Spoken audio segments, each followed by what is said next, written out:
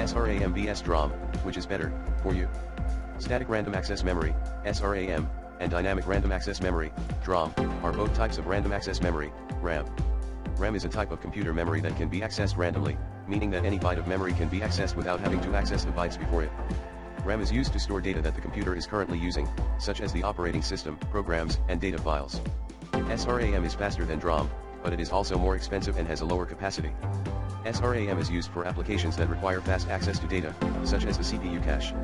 DRAM is slower than SRAM, but it is also less expensive and has a higher capacity. DRAM is used for applications that do not require as fast access to data, such as the main memory. Here are some additional details about SRAM and DRAM. SRAM is made up of flip-flops, which are electronic circuits that can store data. Flip-flops are made up of transistors, which are tiny switches that can be turned on or off. When a flip-flop is turned on, it stores a 1, and when it is turned off, it stores a 0. DRAM is made up of capacitors, which are tiny devices that can store an electrical charge.